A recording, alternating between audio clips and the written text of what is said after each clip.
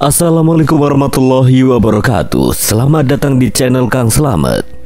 Kali ini Kang Slamet akan membawakan kisah yang berjudul Darnan Cahyo 2910 mdpl Jalur Mati Alas Merapi. Cerita ini ditulis oleh Dioseta. Sebelum kita masuk ke ceritanya, buat kalian yang belum subscribe channel ini, tekan tombol subscribe-nya terlebih dahulu dan tekan tombol notifikasinya agar kalian tidak ketinggalan cerita seram lainnya dari Kang Slamet. Gak usah berlama-lama lagi, langsung saja kita masuk ke ceritanya. Jalur Mati Alas Merapi. Si pengung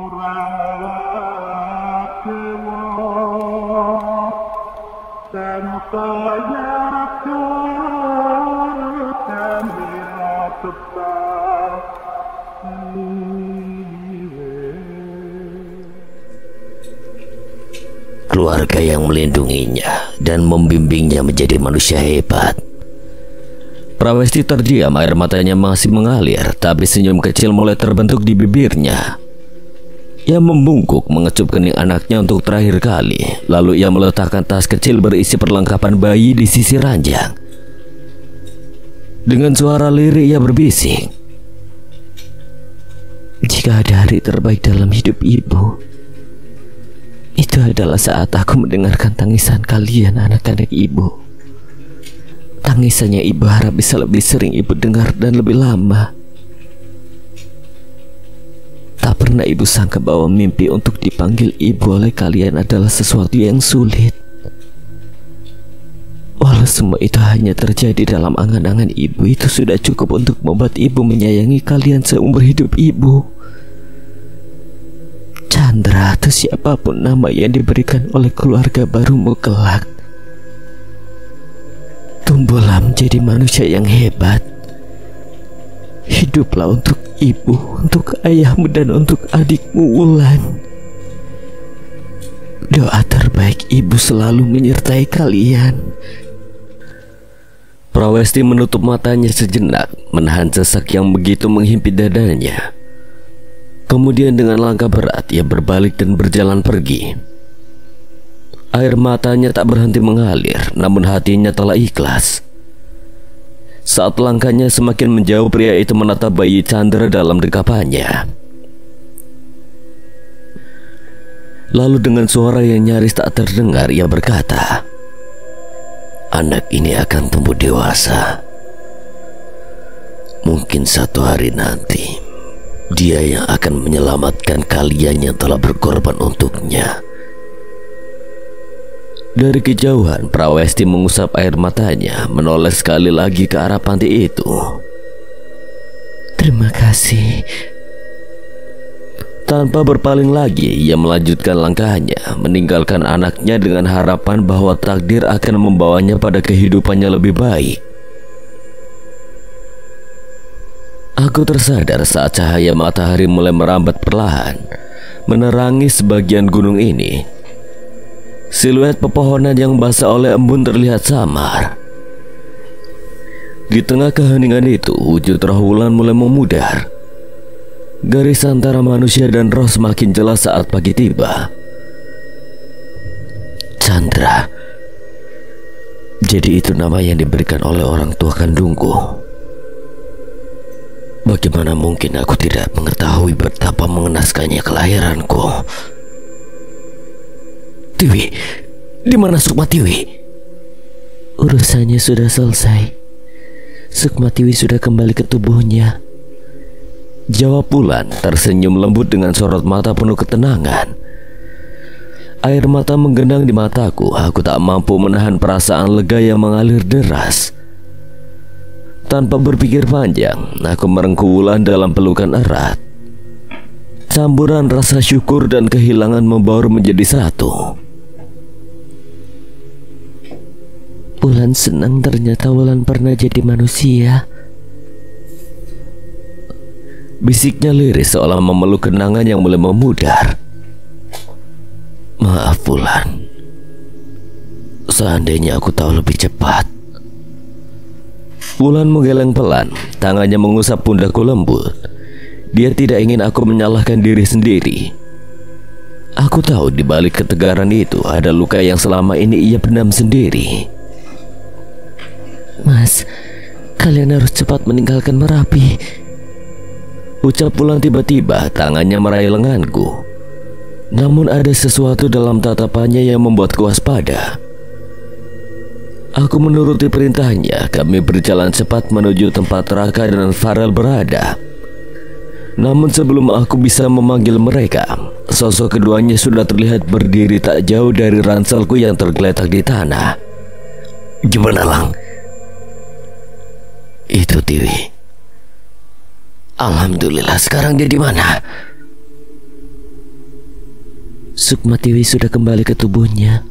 Urusannya mengikatnya di sini sudah selesai. Raka dan Farel saling bertukar pandang, memastikan maksud ucapan Wulan. Aku mengangguk perlahan meyakinkan mereka. Bagus, Mas Cahyo meminta kita segera turun. Mas Cahyo, di mana dia sekarang? Pertarungan mereka di luar kuasa kita. Dia bilang akan menyusul Mas Danan dan menyelesaikan urusan di sini lebih dulu. Sesuatu yang berkaitan dengan keraton gaib dan pusaka Merapi. Aku mengangguk mengerti, namun ketika aku mencoba menarik tangan Wulan untuk ikut bersama kami, dia menahannya. Wulan, kalian pergilah, Mas Galang akan diincar. Bukan cuma aku, Wulan. Tumbal Merapi itu kita berdua. Aku sudah tahu segalanya dari ingatan yang tersampaikan, tapi Wulan hanya tersenyum sedih, menggeleng pelan. Aku tidak bisa keluar dari Merapi, Mas. Tempatku di sini. Mas Galang harus pergi dan temui aku lagi saat semuanya telah tenang. Tidak, Mas tidak bisa ninggalin kamu. Namun Wulan melangkah mendekat, jemarinya menyentuh wajahku dengan lembut. Dengan mata berkaca-kaca ia mengecup keningku. Mas Galang yang tenang ya. Di sini banyak yang melindungiku. Ada Romo juga yang menjagaku. Aku teringat sosok perkasa yang pernah melindungi kami sebelumnya, Romo. Sosok besar dari keraton gaib yang tidak akan membiarkan Wulan sendirian. Baiklah Wulan, jaga dirimu. Aku akan kembali, aku akan membawa Tiwi juga. Wulan mengangguk pelan, senyum terakhirnya terasa hangat, meski perlahan tubuhnya mulai memudar di bawah cahaya mentari yang semakin terang. Aku merasakan hatiku mencelos, namun aku tahu aku harus pergi. Cepatlah, waktu kita nggak banyak.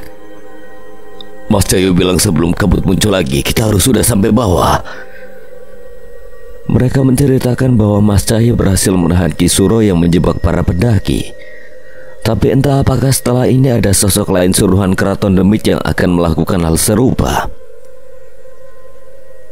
Tapi pagi itu alam berpihak pada kami. Perjalanan turun kami berhasil dengan lancar dan tanpa kendala. Tanpa berdebat, pagi itu kami sepakat untuk buru-buru meninggalkan Merapi dan kembali ke Jakarta untuk memastikan keadaan Tiwi. Sekali lagi aku menoleh ke arah Gunung Merapi, sebuah gunung yang memanggilku sekali lagi untuk menemukan jati diriku. Sebuah gunung di mana bagian diriku tinggal di sisi lain alamnya. Kalian benar-benar mendaki Merapi lagi?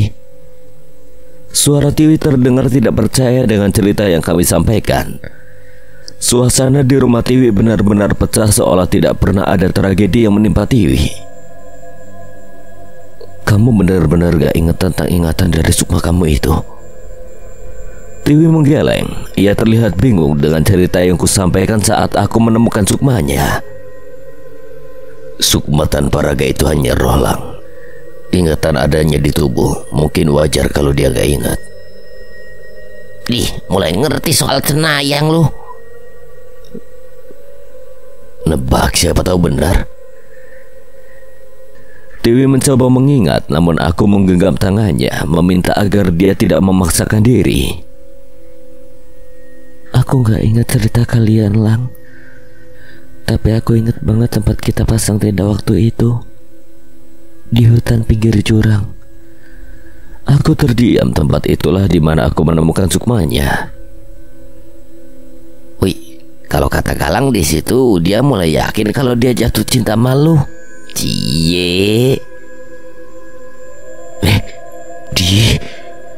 Aku buru-buru bangkit mengejar Farel yang tertawa puas. Katanya Merapi kelihatan lebih indah karena ada Lui.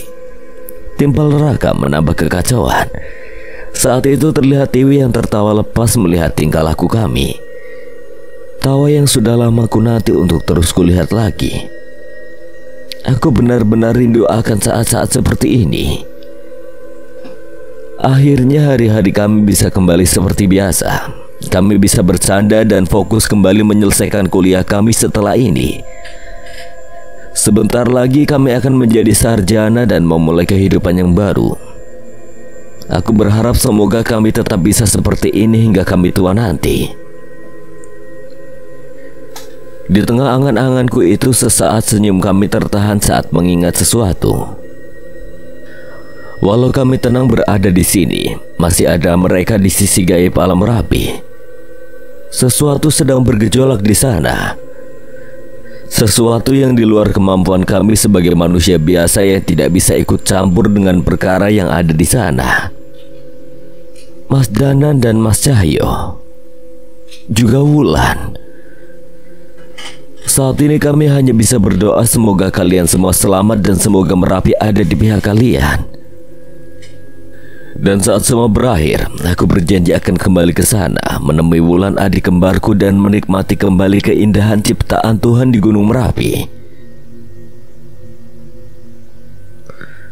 Ada yang dirayakan, pementasan ini lebih besar dari sekedar pementasan gaib semata. Niat awalku menaiki Merapi sekali lagi bukan untuk hal ini. Aku tak menyangka bahwa niat kami menolong Galang dan yang lain mencari Sukmatiwi akan berujung pada tragedi Padukolo, pertengkaran bangsa lelembut. Dan saat ini di hadapanku tengah menghadang sosok makhluk-makhluk utusan dari Keraton Demit. Lebih dari sekedar menangani mereka, aku harus mencari tahu mengapa mereka mengincar Galang dan Wulan. Pertarungan sengit sempat terjadi di antara kami. Aku mempercayakan Galang dan yang lain pada Cahyo, sementara aku menghadang mereka. Kau tidak perlu mempertaruhkan nyawamu demi mereka. Takdir mereka sudah ditetapkan menjadi tumbal Merapi. Sosok penari setinggi 3 meter itu masih mencoba untuk mempengaruhiku. Merapi tidak pernah meminta tumbal. Kalian makhluk terkutuklah yang menghasut dengan mengatasnamakan Merapi. Sosok orang yang menutupi wajahnya dengan topeng badut pun muncul dari kejauhan. Badut Pak Suradirja, firasatku mengatakan bahwa alasannya tetap memakai topeng itu adalah sesuatu yang penting. Nyai Lendeng, percayalah kalian bukan lawan pemuda ini. Sombong. Keris karatanmu itu tidak ada artinya dibanding pusaka Keraton Demit. Saat itu juga keris raga sukmaku melayang melesat ke lehernya. Sosok bernama Nyai Lendeng menghindar, namun kerisku sempat melukainya. Aku tak suka banyak bicara. Aku kesal sekaligus menggenapi gertakan Pak Suradirja. Kali ini Nyai Lendeng terlihat cemas, luka di lehernya tidak bisa menutup. Mengurus kalian hanya akan membuang waktuku. Sebentar lagi pementasan selesai. Bersiaplah, kali ini serangan dari Keraton Demit tidak akan mengenal ampun. Jelas itu adalah ancaman, bukan ancaman kosong. Sebuah tragedi akan terjadi di gunung ini. Pak, bagaimana roh Bapak bisa sampai di sini? Aku terlahir di gunung ini dan pementasan ini memanggil rohku. Seolah ini semua adalah takdir. Pak Suradirja melangkah tanpa sadar ke arah pementasan di desa. Aku mengikutinya. Aku merasa bahwa dirinya tahu banyak hal mengenai tragedi yang akan terjadi. Saat memasuki desa, satu sosok segera membuatku terpaku menatapnya. Wiralaya. Sosok kuat itu tengah berdiri sendirian di antara kerumunan yang menikmati pementasan itu. Namun ia hanya berdiri tegap menyaksikan tarian di panggung desa. Kemarilah, kita tunggu sebentar lagi. Yang memanggilku mendekat saat mengetahui sosok Pak Suradirja yang bersamaku. Wiralaya pun menatapnya dengan tajam. Beliau kenalan saya, Pak. Jadi akhirnya kau mati juga. Wiralaya memotong perkataanku. Aku tersentak. Perkataan itu seolah menandakan bahwa Wiralaya mengenal Pak Suradirja. Maaf, sepertinya aku sudah hidup terlalu lama. Bahkan setelah pergi sejauh itu pun kematianmu masih berhubungan dengan Merapi. Benar tak kusangka aku tidak bisa lepas dari takdir tempat kelahiranku ini. Perbincangan itu membuatku mengambil kesimpulan bahwa mereka saling mengenal. Tapi satu hal yang pasti, Wiralaya adalah sosok sakral. Bila ada seseorang yang mengenalnya hingga seperti ini, maka Pak Suradirja pasti bukanlah manusia biasa di masa mudanya. Keraton Demit, mereka akan mulai bergerak setelah pementasan ini. Ucapku pada Wiralaya, entah dia tahu atau tidak mengenai hal ini, namun aku merasa harus membahas hal ini. Tidak ada yang bisa kita lakukan selama pementasan belum berakhir. Sebentar lagi, Panglima Gera Alaswana Marta dan temannya akan menyelesaikan pertarungannya. Sambil menunggu pementasan ini selesai, akan kuceritakan semua yang terjadi agar kalian bisa lebih ikhlas untuk menghadapi tragedi ini. Sepertinya Wiralaya sudah melihat pertarungan cahaya di luar. Jika ia berkata seperti itu, maka aku tidak perlu khawatir dengan keadaannya. Setelah perkataan itu hampir tidak ada perbincangan di antara kami bertiga. Pak Suradirja hanya termenung seperti patung sementara Wiralaya terpaku pada pementasan. Saat itu aku hanya bisa menggunakan waktu itu untuk terus membaca doa agar terselamatkan dari segala hal buruk yang mungkin terjadi. Di tengah kerumunan roh dan makhluk gaib di desa yang tersembunyi dalam dimensi lain, suara cahaya menggema. Tenang! Aku menoleh cepat. Cahaya muncul dari tengah kerumunan, menerobos barisan makhluk-makhluk yang semakin padat. Malam telah berganti larut, dan aku kehilangan jejak waktu. Terpaku oleh pementasan yang terus berlangsung di hadapanku. Mungkin di dunia manusia fajar akan segera menyingsing. Panjol, gimana Galang? Kami dihadang Kisuro, tapi saat pertarungan semakin sengit, tiba-tiba dia memilih mundur. Mundur? Kenapa? Apa kalian sudah menemukan Sukmatiwi? Tenang saja, mereka punya takdir ceritanya sendiri. Tugas kita hanya memastikan makhluk-makhluk busuk itu tidak mengganggu mereka. Aku mengerutkan dahi. Jawaban cahaya tidak sepenuhnya memuaskanku. Tapi aku mengenalnya cukup baik untuk tahu bahwa dia tidak akan meninggalkan mereka jika keadaan masih berbahaya. Yang lebih penting, aku merasakan kekuatan besar berkumpul di satu tempat. Mungkin itu sebabnya cahaya lebih memilih menghampiriku terlebih dahulu. Sudah akan dimulai ya, gumam Wiralaya yang sejak tadi dia mengamati situasi. Langkah berat terdengar mendekat. Sosok badut Pak Suradirja muncul dari bayangan, melepas topengnya sejenak lalu menepuk bahu kami berdua. Kalian berada di sini karena takdir. Tapi kali ini jangan ikut campur dalam pertempuran ini. Peran kalian bukan di sini. Bukan. Tapi kami tidak mungkin diam saja. Aku tahu betapa mengerikannya tragedi yang akan terjadi. Pak Suradirja menghela napas. Kalian bukan berasal dari sini. Bahkan kalian bukan dari alam ini. Jika kalian ikut campur, keadaan bisa semakin buruk. Lagi pula kalian tidak bisa memihak siapapun di sini. Tentu saja kami akan memihak yang baik. Keraton Lelembut menjaga keseimbangan alam gaib di gunung ini. Itu jelas. Kalian lupa hitam dan putih harus tetap seimbang. Roh Abihinda harus terjaga. Putih tak selamanya baik, hitam tak selamanya jahat. Perbuatan baik bisa berakibat buruk dan perbuatan buruk bisa saja berakhir baik. Alam ini memiliki dua kekuatan yang bertentangan dan harus selalu seimbang. Biarkan kami yang bagian dari alam Merapi melakukan tugas kami dan pastikan kalian mendapatkan apa yang kalian butuhkan. Apa yang kami butuhkan? Pak Suradirja menunjuk dadaku dan Cahyo. Kalian berhasil menutupinya, tapi bagi mereka yang pernah merasakan energi benda itu, mereka akan sadar bahwa sesuatu yang sakral bersemayam di tubuh kalian.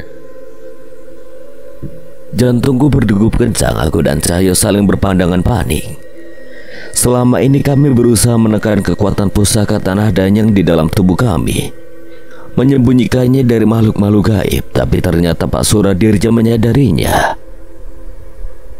Kalian akan menemukan petunjuk di sini, karena disinilah pusaka para dewa diciptakan.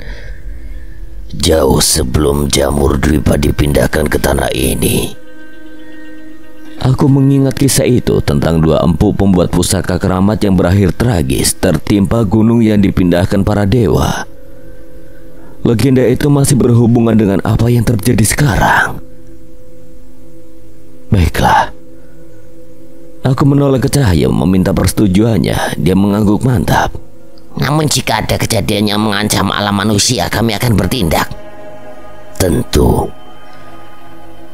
Lambat laun pementasan mencapai puncaknya. Penampilan wayang orang malam itu menjadi penutup megah dari rangkaian pertunjukan. Kita pergi. Perintah Pak Suradirja, kami beranjak diikuti ratusan makhluk gaib yang mulai meninggalkan desa. Beberapa melayang, yang lain merayap berjalan atau menyeret tubuh mereka dengan suara yang tidak nyaman di telinga. Walau mengerikan, sebagian dari mereka bertingkah layaknya warga desa biasa. Di sini perbedaan antara roh dan dedemit begitu jelas, namun uniknya tidak ada gesekan di antara mereka selama pementasan berlangsung.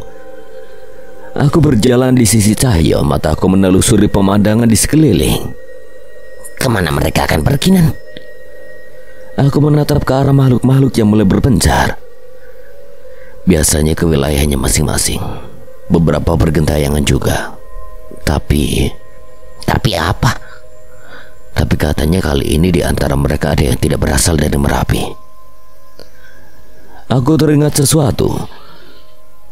Beberapa sosok menyeramkan yang kulihat sebelumnya bergerak ke arah yang berbeda, seolah-olah mereka dikumpulkan untuk sesuatu yang lebih besar. Sesuatu yang belum kami pahami sepenuhnya, dan aku tidak yakin apakah kami siap menghadapinya. Tepi bukit, aku dan Cahyo mengikuti arahan Pak Suradirja untuk menaiki sebuah bukit kecil di salah satu sisi hutan. Dari sini aku bisa melihat keadaan hutan yang remang-remang, di mana matahari tidak bersinar cerah di alam ini. Tenang saja, Keraton Merapi tidak pernah gagal mempertahankan wilayah mereka.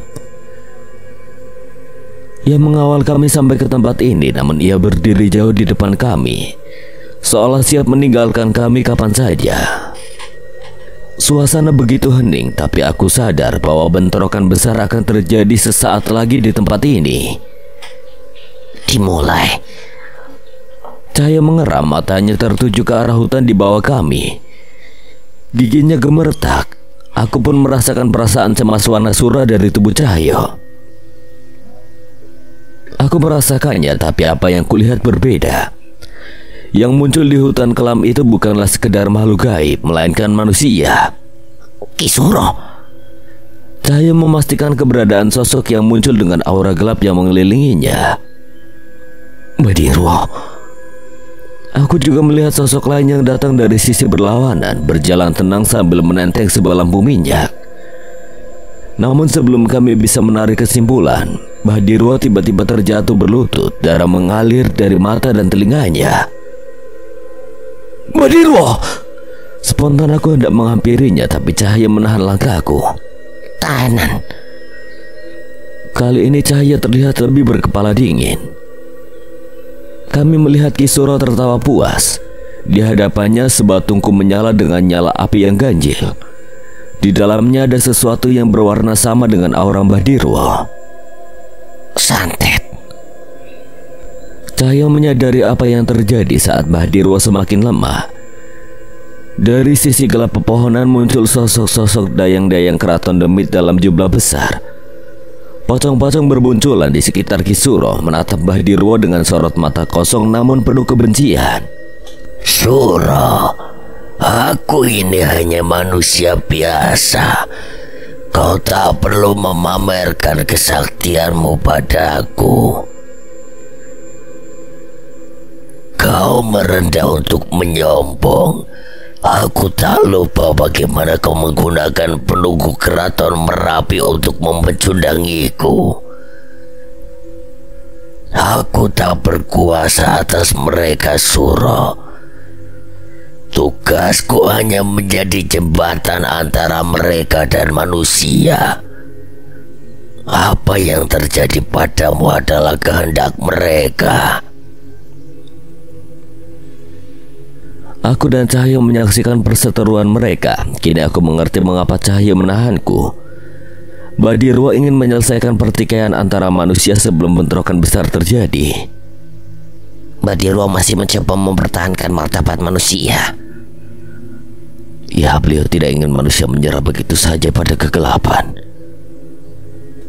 Badirwo tampak begitu lemah, tapi tetap bertahan. Sementara itu Ki Suro terus menunjukkan kesaktiannya dengan penuh kesombongan. Kalau kau tidak membawa mereka ke medan perang ini, biar kami yang menghabisimu dan merebut sendiri tahta keraton Merapi. Sebelum Badirwo bisa membalas, sosok Nyai Lendeng muncul dari kegelapan bersama roh-roh terikat yang patuh padanya. Tak jauh darinya Buto Sengkolo, sosok raksasa berwajah mengerikan, berdiri dengan liur menetes, seolah siap melumat Badirwo hidup-hidup. Aku percaya Prabu Merapi begitu takut hingga berlindung di balik manusia lemah. Badirwo masih bertahan, terus membaca doa dalam bisikan lirih.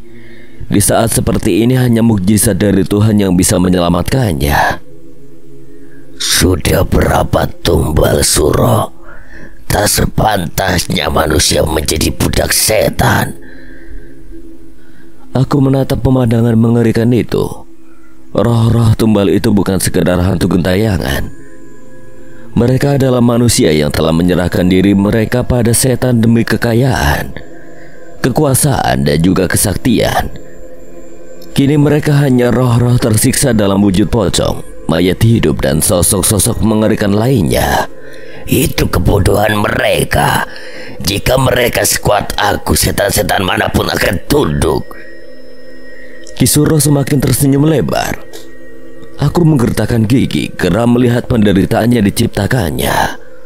Ki Suro sudah tidak bisa diselamatkan. Setidaknya Badirwo sudah melakukan tugasnya sebagai sesama manusia. Tawa Ki Suro semakin nyaring dan tiba-tiba suasana menjadi lebih mencekam. Roh-roh dari keraton demit bermunculan satu persatu, hingga sebuah kereta kencana tua dan mengerikan muncul melayang di udara tanpa roda. Ternyata benar sosok itu. Aku bisa merasakan energi gelap yang menekan dari kereta kencana itu, sosok yang pernah hampir mencelakai Cahaya. Prabu Lunggara. Kekuatannya semengerikan ini, tidak heran mereka berani mencari masalah dengan keraton Merapi. Saat ini di hadapan kami terbentang ketidakseimbangan kekuatan yang mencolok. Seorang manusia bernama Badirwo setengah mati menahan serangan santet Ki Suro, sementara pasukan keraton demit siap menabuh genderang perang. Jangan buang waktu lagi. Suara Prabu Lunggara menggema, aura gelapnya begitu pekat hingga bahkan setan-setan lain tampak gemetar ketakutan. Tanpa belas kasihan, kutukan hitam yang berasal dari kereta kencana itu melesat, mengincar nyawa Badirwo. Aku tidak bisa menahan diri lagi. Aku bersiap melesat, tapi kali ini Pak Suradirja yang menahanku. Tenang, Danan. Belum waktunya kita khawatir. Posisi mereka sangat tidak seimbang. Tidak seimbang? Tentu saja. Satu manusia melawan sekumpulan setan, Pak. Aku membantah dengan nada frustasi. Pak Suradirja tidak langsung menjawab. Sebaliknya, ia memutar tubuhku dan memaksaku melihat ke arah Badirwo. Saat itu kutukan hitam Prabu Lunggara melesat dengan cepat, siap melumat tubuh rentam Badirwo. Namun sebelum energi kegelapan itu menyentuhnya, selendang merah melayang dari kejauhan menepis kutukan itu seolah hanya embusan angin biasa. Sepertinya usahamu sudah cukup, Dirwo. Suara perempuan yang anggun namun penuh wibawa terdengar di antara deru angin. Sosok berselendang merah muncul dari kegelapan dengan kebaya yang berkibar. Wajahnya tenang, namun matanya tajam bak belati. Nyi Raras. Wajah Ki Suro berubah drastis. Matanya melebar, napasnya memburu. Jelas ia tidak menyangka Badirwo akan selamat. Akhirnya muncul juga. Artinya kita bisa mulai pertempuran ini. Pertempuran? Nyi Raras tersenyum, namun sorot matanya terarah tajam pada Prabu Lunggara. Jika itu yang akan terjadi, mungkin lebih pantas disebut pembantaian. Seketika Badirwo mengangkat lampu minyaknya dan mematikan apinya. Angin berhembus kencang, suasana mendadak berubah. Kegelapan yang sebelumnya menelan tempat ini mulai terkuak, memperlihatkan sesuatu yang membuat bulu kuduku meremang. Sosok-sosok besar muncul dari balik bayangan, mengepung Ki Suro dan pasukannya. Mereka bukan sembarang makhluk, mereka adalah pasukan Keraton Merapi. Wiralaya, Butolare, dan para prajurit astral yang kekuatannya melampaui batas akal manusia. Tidak mungkin. Ki Suro melangkah mundur, ketakutan jelas tergambar di wajahnya. Jangankan dia, bahkan aku yang hanya menonton pun bisa merasakan aura kematian dari para makhluk ini. Prabu Merapi, apa maksudmu? Prabu Lunggara meraung marah. Dia meninggalkan kereta kencana mengerikannya dan berdiri di antara pasukannya. Kau yang menantang kami dan sekarang kau bertanya maksud kami. Wiralaya maju dengan tubuhnya yang berpendar merah seperti bara api. Kau melibatkan mereka yang bukan bagian dari kerajaanmu. Ini penghinaan. Wiralaya tertawa keras, suara tawanya bergema di antara pohon-pohon tua yang bergetar. Lancang, bawahan sepertimu tidak pantas berbicara pada tuanku. Buto Senggala mengamuk dan menghentakkan kakinya ke arah Wiralaya, namun Wiralaya sudah menghilang. Kau hanya perwujudan dendam mereka yang sudah mati. Seharusnya kau yang sadar diri. Suara Wiralaya bergema dari belakang Buto Senggala. Saat itu tubuhnya mulai menyala, lahar panas menyelimuti kulitnya. Dengan tenang ia menyentuh kaki Buto Senggala. Panas, hentikan, panas. Buto Senggala meraung, tubuhnya terbakar hebat. Tidak mungkin, kau tidak sekuat ini sebelumnya. Hentikan. Buto Senggala meronta, namun api itu terus membakar tubuhnya. Prabu Merapi sudah muak dengan kalian menyesatkan manusia, menjadikan mereka tumbal, dan berusaha merebut tahta Keraton Merapi. Kalian tidak akan dimaafkan. Saat itu puncak Merapi bergolak. Lelehan lahar mulai mengalir dan tubuh Wiralaya membesar. Lidah apinya semakin liar. Pergi. Ki Suro panik, ia berlari menuju Prabu Lunggara berharap perlindungan. Nyai Lendeng hendak maju untuk melindungi tuannya, tetapi tubuhnya gemetar. Matanya terpaku pada api yang berkobar di tubuh Wiralaya. Aku menoleh ke arah Cahyo. Ada yang salah dengan situasi ini. Sepertinya sebentar lagi selesai. Tapi apa yang bisa menyaingi kekuatan semengerikan itu? Nyai Sendang Rangu tak mampu, Anasura pun tidak mungkin. Berarti hanya itu. Ya, hanya itu, dan itu pun hanya cukup untuk menggertaknya saja. Pak Suradirja menatap kami tajam. Ia mulai menyadari maksud kami. Kalian tidak perlu campur tangan. Sosok bertopeng badut muncul dari bayang-bayang, namun kami ragu. Wiralaya sudah kehilangan kendali. Apinya mulai membakar setan-setan di sekitarnya dan ia bersiap melumat Prabu Lunggara.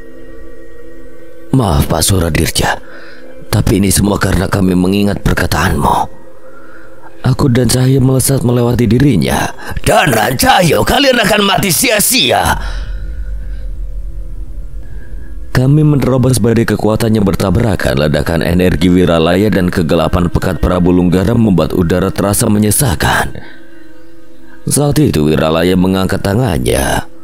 Prabu Merapi telah merestui untuk memusnahkanmu. Api membara siap melesat, namun sebelum serangan itu sampai ke Prabu Lunggara. Berkobarlah sekali lagi, bisik Cahyo. Cahyo menerjang kekuatan api jagat bara. Tiba-tiba mewujud dalam sosok kera raksasa yang membentangkan tangan api, menghadang pukulan Wiralaya. Aku membaca mantra dengan cepat. Dewi Agni, kupinjam apimu. Sebuah api menyerupai Nyai Sendang Rangu muncul, menyebarkan lidah api suci yang memaksa Wiralaya untuk mundur. Cukup Wiralaya! Tubuh Wiralaya terpental ke belakang, matanya melebar, tak percaya dengan yang baru saja terjadi. Kalian, kekuatan itu. Kami tahu ini adalah tindakan berbahaya, meminjam kekuatan pusaka danyang bukan tanpa risiko. Tapi jika kami membiarkan Prabu Lunggara musnah begitu saja, keseimbangan Merapi akan berubah selamanya. Kalian melindungi penguasa keraton Dedemit itu. Kami melindungi keseimbangan alam gaib Merapi. Teriakku lantang mencoba menyadarkan Wiralaya yang kini membara dalam kobaran apinya sendiri. Senyuman tipis tersungging di bibir Prabu Lunggara yang melihat celah di antara pertikaian kami. Bagus, akan kuberikan kalian kekayaan dan kesaktian yang melimpah. Tanpa ragu, Cahyo melesat. Dalam satu hentakan kakinya menghantam wajah Prabu Lunggara dengan telak. Tutup mulutmu setan brengsek! Kami kini berdiri di antara roh-roh yang menjadi tumbal Prabu Lunggara. Wajah mereka penuh penderitaan, kosong seakan merintih dalam bisikan yang hanya bisa kami dengar. Manusia kurang ajar, kalau begitu serahkan kekuatan kalian. Prabu Lunggara murka, matanya melirik tajam ke arah Cahyo. Ia menyadari keberadaan pusaka Ratu Ular dalam tubuhnya dan berniat merebutnya. Kalian ada di sisi yang salah, Danan. Suara Wiralaya menggema penuh keyakinan. Aku dan Cahyo saling berpunggung, menyadari kami kini menghadapi situasi yang lebih berbahaya dari sebelumnya. Panas yang dipancarkan tubuh Wiralaya semakin menyengat. Kobaran apinya liar, seolah siap menelan kami kapan saja. Aku tak tahu sampai kapan kekuatan Dewi Agni yang kumiliki mampu menahannya. Di sisi lain, Cahyo kini bertarung sengit melawan Prabu Lunggara. Jagat bara menyatu dengan wujud Rawana Sura, menciptakan pertarungan yang mengguncang tanah dan membakar hutan di sekeliling kami. Gempuran energi membahana, seakan Merapi sendiri ikut mengamuk. Kita bisa bicarakan ini, Wiralaya. Itu artinya aku memberontak pada tuanku. Wiralaya mengeram, matanya menyala seperti bara neraka. Benturan kekuatan terjadi. Api Dewi Agni dan tubuh Wiralaya saling menghantam, menciptakan gelombang panas yang menyapu pepohonan, merontokkan dedaunan yang tersisa. Aku mulai menyadari sesuatu. Api ini terasa familiar, seakan berasal dari sumber yang sama. Kekuatan sebesar itu tidak pantas dimiliki manusia sepertimu. Prabu Lunggara meraung, cakar gaibnya menerjang Cahyo. Cahyo terhuyung, darah segar mengalir dari luka-luka yang terbuka di tubuhnya akibat kutukan Prabu Lunggara. Tapi sebelum kutukan itu bisa merenggut nyawanya, Cahyo membakar habis kutukan itu dengan api jagat bara. Kami memang ingin melepaskan pusaka ini dari tubuh kami, tapi bukan untuk makhluk kotor sepertimu. Tiba-tiba Wanasura muncul, wujudnya besar menjulang di belakang Cahyo. Matanya bersinar garang. Dalam hitungan detik tangan raksasanya mencengkeram Prabu Lunggara dari belakang. Mencengkeramnya seperti dewa penghukum yang turun dari langit. Gila, kekuatan ini benar-benar di luar nalar. Jangan, waktu kita tidak banyak. Cahyo berteriak memberikan sinyal padaku. Aku harus bertindak sebelum segalanya terlambat. Sekali lagi Wiralaya menerobos dengan kekuatan membara. Aku hampir terseret dalam panasnya, tapi wujud roh api Dewi Agni masih mampu menahannya. Kematian Prabu Lunggara akan merusak keseimbangan Wiralaya. Sadarlah!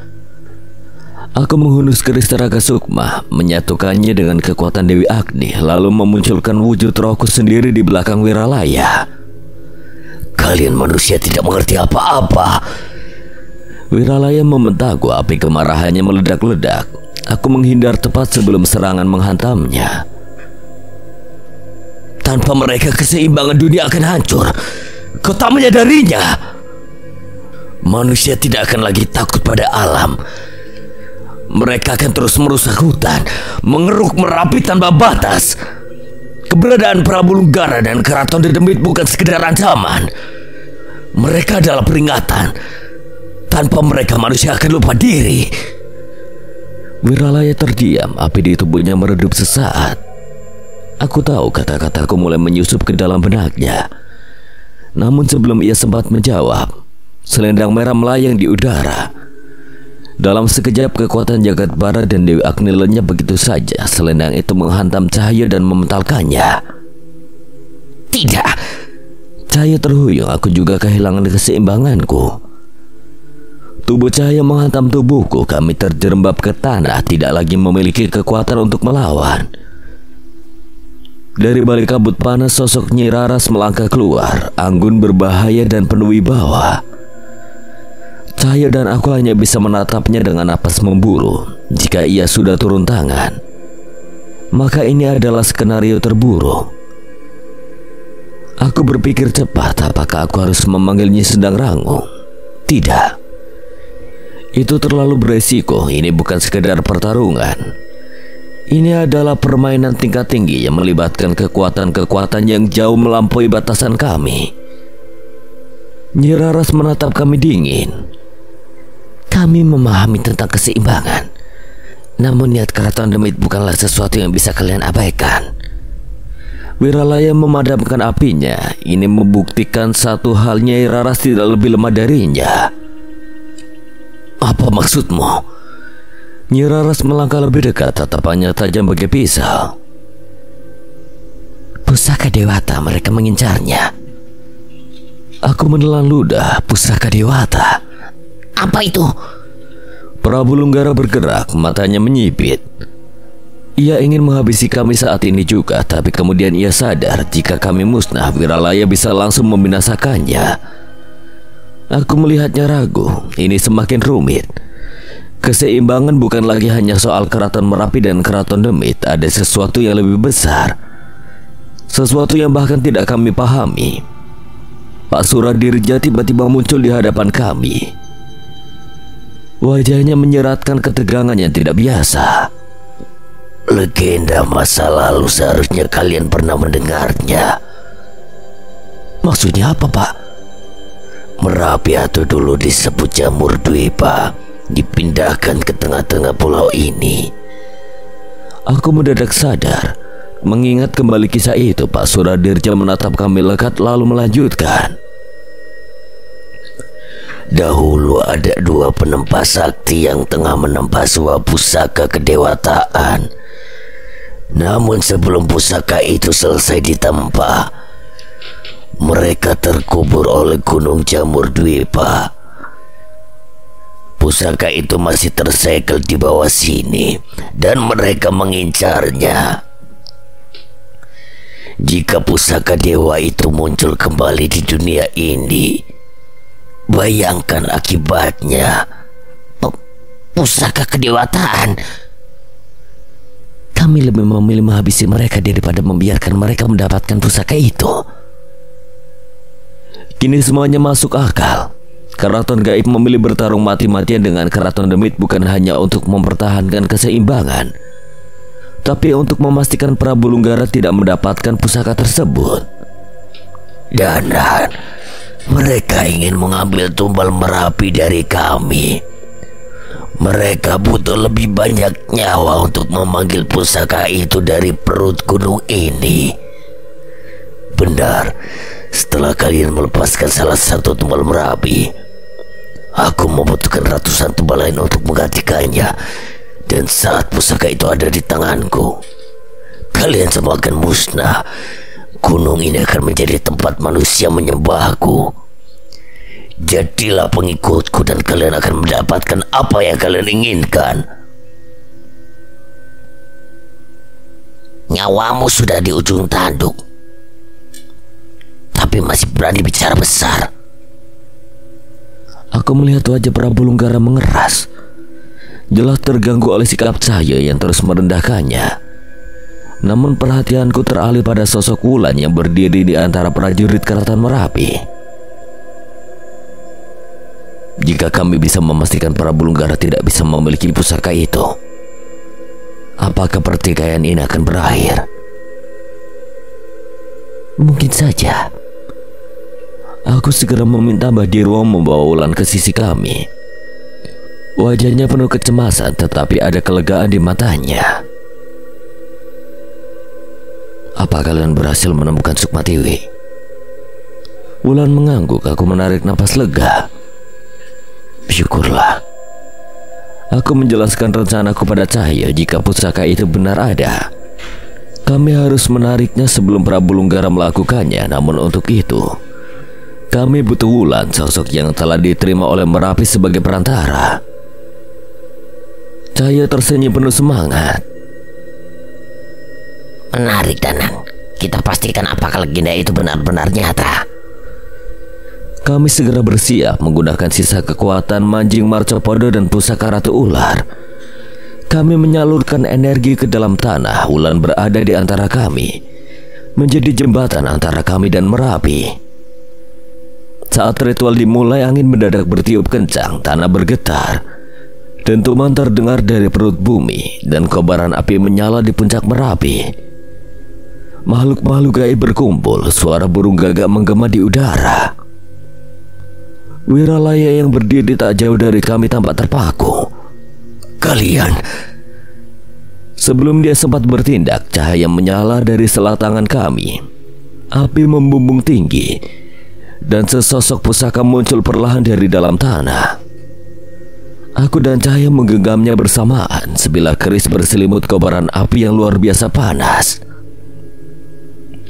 Wiralaya, Nyi Raras, Prabu Merapi, lihatlah ini. Ini yang kalian cari, pusaka Merapi. Tidak mungkin. Wiralaya berteriak dan melesat ke arah kami. Prabu Lunggara pun menyadari apa yang terjadi. Dengan kecepatan luar biasa ia menyerang untuk merebut pusaka itu. Namun ledakan kekuatan besar terjadi. Wiralaya dan Prabu Lunggara terpental sebelum bisa menyentuhnya.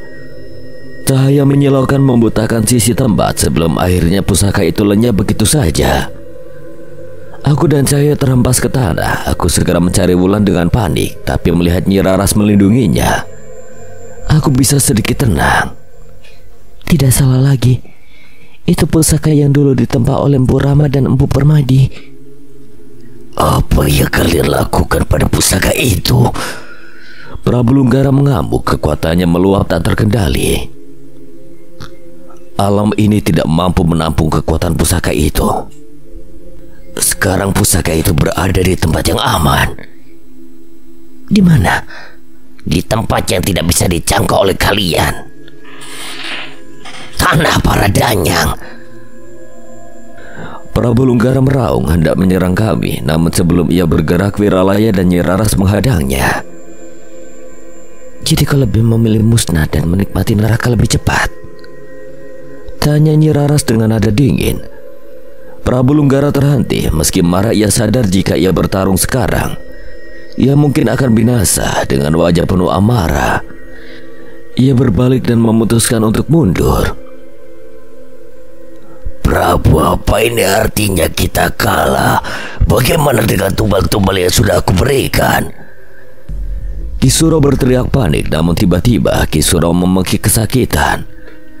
Cakar besar terlihat di tubuhnya. Dari bayangan gelap muncul sosok makhluk hitam menyerupai kera raksasa.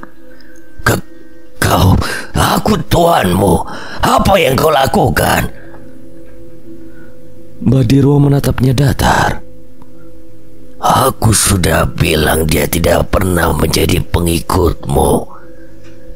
Dia hanya setia pada Prabu Lunggara dan kini tugasnya sudah selesai. Ki Suro menjerit, tapi tidak ada yang peduli. Dalam hitungan detik makhluk itu mencengkeram kepalanya dan merobek tubuhnya. Setelahnya ia berbalik dan pergi menyusul Prabu Lunggara dan pasukan keraton Demit yang mundur. Keheningan menyelimuti tempat itu. Wiralaya menatapku tajam, lalu membantu aku berdiri. Kalian benar-benar manusia nekat. Apa yang kami pertaruhkan sesuai dengan apa yang kami lindungi. Kenapa sih kalian bangsa lembut gak bisa cerita dari awal? Selalu harus geger dulu. Yang sopan, Jul. Lah benar toh. Gak usah macam-macam, salah-salah kita pulang jadi arang bakar. Aku mengingatkan Cahyo akan seberapa mengerikannya Wiralaya. Seketika Cahyo pun dia mendengar peringatanku. Dan sesaat setelahnya makhluk-makhluk keraton Demit yang mengepung tempat ini pun pergi dan menghilang. Aku memperhatikan dengan seksama saat Wulan melangkah perlahan menuju sosok badut Pak Suradirja. Ada sesuatu dalam tatapannya, bukan ketakutan, melainkan rasa hormat dan pengertian yang mendalam. Pak, seharusnya Bapak sudah bisa melepaskan topeng itu kan? Suara Wulan terdengar lembut namun tegas. Pak Suradirja terdiam sejenak, matanya menatap tajam ke arah Wulan. Penuh keraguan dan pergolakan batin, aku dan Cahyo saling berpandangan dan tidak memahami sepenuhnya hubungan mereka.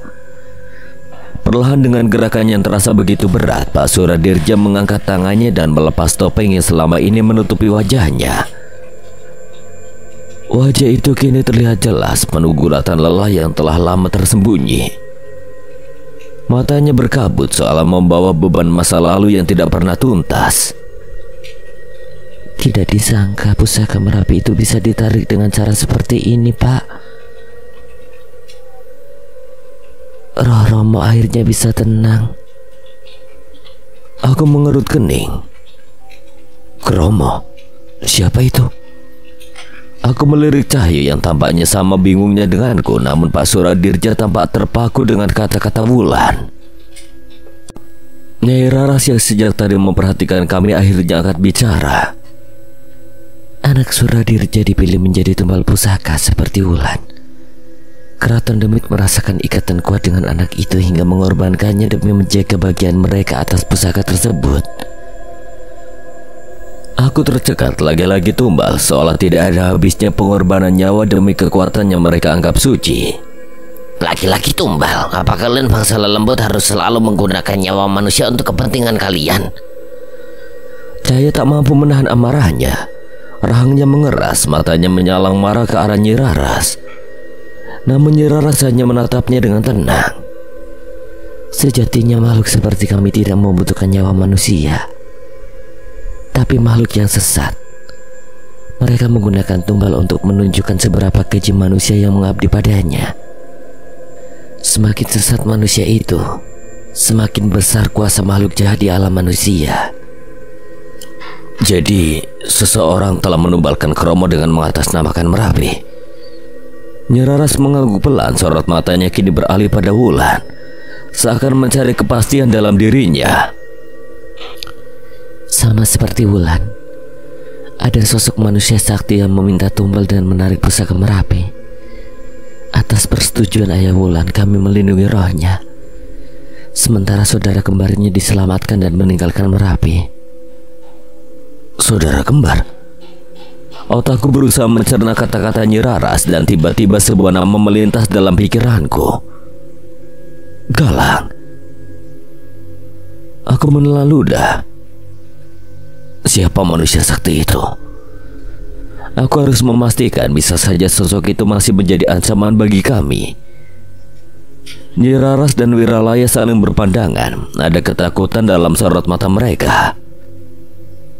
Kami tidak berani menyebut namanya, tapi dengan pusaka paradanya yang kini ada di tubuh kalian, tak lama lagi dia pasti akan mengincar kalian.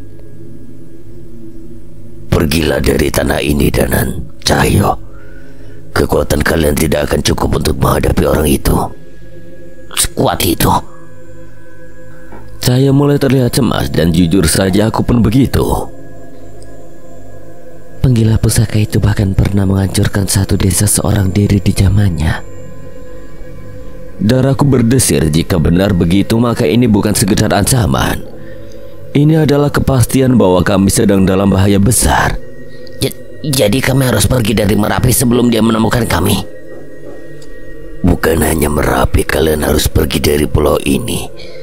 Setidaknya sampai kalian menemukan cara untuk melepaskan pusaka itu dari tubuh kalian.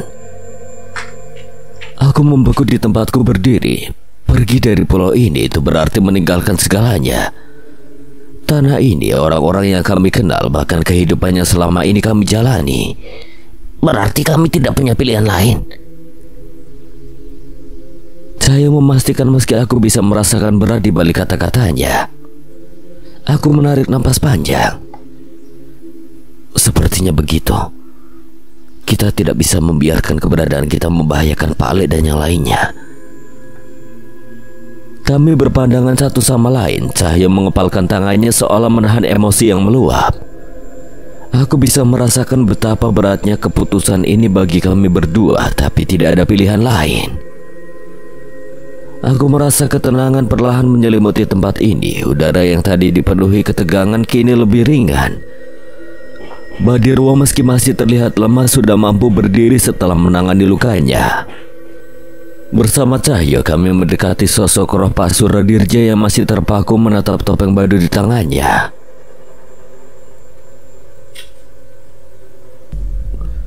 Suara Pak Suradirja bergetar dan butiran air mata mengalir di wajahnya. Jemarinya dengan lembut mengusap topeng lusuh itu seolah mencoba menghidupkan kembali kenangan yang sudah lama berlalu.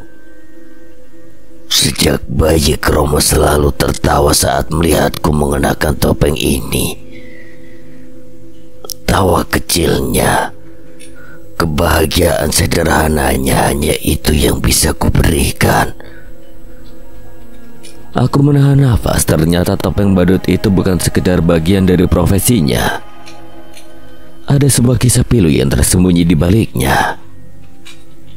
Pak Suradirja tidak berkutik saat anaknya Kromo dipilih sebagai tumbal. Keraton Demit merasakan ikatan kuat anak itu dengan pusaka, hingga akhirnya mereka mengorbankannya demi mempertahankan bagian mereka atas pusaka itu. Aku dan Cahyo hanya bisa terpaku. Sementara itu Wulan melanjutkan ceritanya dengan nada lirih, seolah menguliti luka lama yang begitu dalam. Melalui ritual keji Kromo yang belum genap 1 tahun dibuat sakit-sakitan, sukmanya perlahan ditarik bagian demi bagian. Menjelang ajalnya tubuhnya lemah tak berdaya, dan satu-satunya hal yang bisa dilakukan Pak Suradirja adalah mengenakan topeng ini, menghiburnya, membuatnya tertawa hingga napas terakhirnya. Aku mengepalkan tangan, berusaha menahan perasaan yang meluap-luap dalam dadaku. Cahyo pun menundukkan kepala, menyeka sudut matanya yang basah. Tidak ada yang bisa kami katakan. Cerita itu terlalu memilukan. Sejak saat itu Pak Suradirja tidak pernah melepaskan topeng ini. Ia berharap jika satu hari roh Kromo yang terjebak di dunia ini akan melihatnya, ia bisa tertawa seperti dulu. Aku mendekat merasakan setiap helaan napas berat yang keluar dari dada Pak Suradirja. Pak, kami akan memastikan Kromo pergi dengan tenang. Doa kami akan mengantarnya, juga mengantarkan Bapak. Pak Suradirja menoleh ke arahku dengan senyum tipis yang terlihat dipaksakan. Ia menyerahkan topeng itu padaku, tangannya sedikit bergetar saat melakukan itu. Terima kasih. Setelah menyerahkan topeng itu, ia menatap cahaya dan mengeluarkan sesuatu dari balik pakaiannya. Sebuah pisau tua yang tampak berkarat namun memiliki aura yang aneh. Kau butuh ini untuk perjalananmu, nak. Ini bukan senjata biasa. Gunakan dengan bijak. Saya menerimanya dengan kedua tangan, mengangguk penuh hormat. Bahkan tanpa mengujinya pun aku tahu bahwa pisau itu menyimpan kekuatan tertentu. Tubuh Pak Suradirja perlahan memudar, sosoknya semakin tembus pandang seperti kabut yang diterpa angin. Spontan aku dan Cahaya mulai membacakan doa-doa, mengantarkan kepergiannya ke alam yang lebih tenang. Sebelum benar-benar lenyap, suara terakhirnya terdengar seperti angin yang berbisik. Kromo pasti akan mengidolakan kalian jika ia sempat mengenal pemuda hebat seperti kalian, Mas Danan, Mas Cahyo. Kemudian ia menghilang. Sejenak kami terdiam meresapi kepergian yang begitu dalam maknanya. Ada kesedihan, ada kehilangan, tapi ada juga kelegaan. Tragedi yang membayangi Pak Suradirja dan Kromo akhirnya menemukan akhir yang lebih baik. Wulan, kamu belum bisa pergi. Aku bukan roh gentayangan, Mas. Aku sudah menjadi bagian dari desa gaib ini. Mereka sayang sama Wulan. Kami saling pandang, memahami tanpa perlu berkata-kata. Nyi Raras menghampiri Wulan, mengisyaratkan bahwa saatnya mereka pergi. Namun ada satu pertanyaan yang masih mengganjal dalam benakku. Wulan, sebelum kamu pergi, sosok yang kamu panggil Romo sebelumnya yang berpapasan dengan kita, apakah dia Prabu Merapi? Wulan menoleh padaku. Ia tidak menjawab dengan kata-kata, hanya tersenyum lalu mengangguk perlahan. Dan dalam sekejap ia menghilang. Bersama Mbah Dirwo kami meninggalkan tempat itu. Sebuah dunia tersembunyi di sisi gaib Merapi. Meski tubuhnya masih lemah, ada kelegaan di wajah Mbah Dirwo. Beban yang selama ini ia pikul telah sedikit terangkat. Tapi kami tidak bisa berlama-lama di sini. Peringatan Wiralaya masih terngiang di telinga. Apa kita benar-benar harus pergi? Tanyaku masih sedikit ragu. Cahaya menoleh padaku dengan ekspresi serius. Insting Wanasura merasakan bahaya, Nan.